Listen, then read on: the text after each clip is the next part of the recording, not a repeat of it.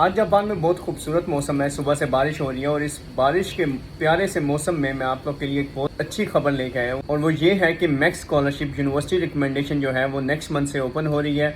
इसका क्या प्रोसेस होता है ये मैं आप लोग के साथ शेयर करने वाला हूँ बहुत जल्द। इस मंथ के एंड से पहले मैं आप लोग के साथ एक डिटेल्ड वीडियो शेयर करूँगा जिसमें मैं ये बताऊँगा कि आप मैक्स स्कॉलरशिप के लिए कैसे अप्लाई कर सकते हैं। वो स्टूडेंट जिनको मैक्स स्कॉलरशिप के बारे में नहीं पता उनको मैं ये बताता चलूँ कि मैक्स स्कॉलरशिप जो है जापान की सबसे प्रेस्टीजियस स्कॉलरशिप है। इस स्कॉलरशिप का फ़ायदा ये है कि इसमें आप लोगों का कुछ भी खर्चा नहीं होता और आप लोग को जापान आने के लिए एक तो टिकट भी दिया जाता है, उसके बाद आपको यहाँ पे लिविंग कॉस्ट भी दिया जाता है, लिविंग एक्सपेंसेस दिए जाते हैं एज ए स्टाइपेंड। और जो स्टाइपेंड होता है वो एक अच्छी खासी हेल्दी अमाउंट होती है जिससे आप अपना यहाँ पे बड़ा अच्छे तरीके से गुजारा कर सकते हैं। इसके अलावा आपकी ट्यूशन फीस और जितने भी आपकी एकेडमिक एक्सपेंडिचर्स होते हैं वो सारे अखराजात जो है वो आपकी स्कॉलरशिप कवर करती है। तो जो कोई भी मैक्स स्कॉलरशिप के ऊपर जापान आना चाहता है या स्टडी वीज़े के ऊपर जापान आना चाहता है तो ये उनके लिए बेस्ट अपॉर्चुनिटी है, इसको जाने नहीं देना आप लोगों ने। इसमें मैं डिटेल आपको थोड़ी सी अभी से बता देता हूँ। जैसे कि ये स्कॉलरशिप होती है मास्टर्स और PhD के लिए।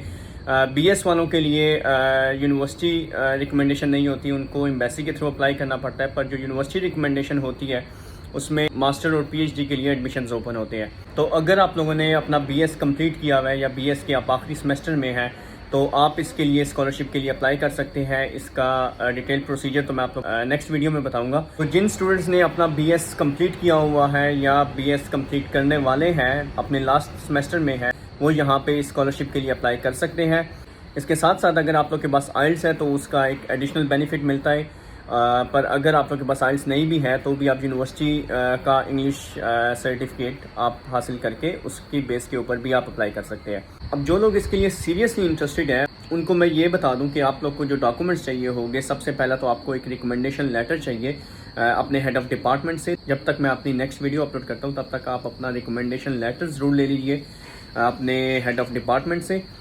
इसके अलावा अगर आप लोग ने आइल्स करना है तो अपनी आइल्स के रजिस्ट्रेशन वगैरह करवा लें। आइल्स का भी एज आपको मिलता है, जाहिर सी बात है। और अगर आप लोग इस मैक्स के ऊपर पहले से अप्लाई कर रहे थे या आप लोगों ने सोचा हुआ था अप्लाई करने का या आप लोगों ने थोड़ी सी पहले इसको स्टडी किया हुआ था तो इसमें आप लोग को एक प्रोफेसर से एक्सेप्टेंस लेटर चाहिए होता है। जो लोग इसके बारे में ऑलरेडी जानते हैं मैं उन्हें रिकमेंड करूँगा आप लोग जो है अपनी फील्ड के प्रोफेसर से कॉन्टैक्ट करना शुरू कर दें उनसे एक्सेप्टेंस लेटर के लिए। अगर आप लोग को एक्सेप्टेंस लेटर मिल जाता है तो आपके चांसेस बहुत ज़्यादा हो जाते हैं। तो जिन लोगों को एक्सेप्टेंस लेटर लेने का प्रोसीजर नहीं पता या उनको एक्सेप्टेंस लेटर का ही नहीं पता कि ये क्या होता है या इसको कैसे लिया जाता है तो वो लोग मेरी वीडियो का इंतज़ार करें। मैं आप लोग को अपनी वीडियो के थ्रू गाइड करूँगा और जिन लोगों को इसके बारे में पता है वो पहले से अपना एक्सेप्टेंस लेने के लिए कॉन्टेक्ट करना शुरू कर दें।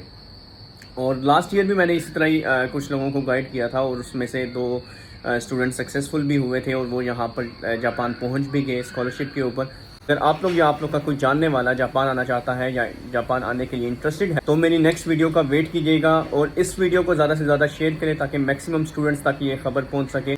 तो नाज़रीन, उम्मीद है कि आप लोग को ज़्यादा इंतज़ार नहीं करना पड़ेगा। मैं बहुत जल्द आप लोग के साथ ये वाली डिटेल वीडियो शेयर करूँगा। मैंने डाटा सारा कलेक्ट कर लिया है, सिर्फ मैंने वीडियो बनाना रह गया और मैं बहुत जल्द अपनी ये वीडियो बनाकर आप लोग के साथ शेयर करूँगा। ये पीछे ड्राइवरलेस ट्रेन भी जा रही है हमारी। तो अब मैं भी चलता हूँ, अपना ख्याल रखिएगा। अल्लाह हाफिज़।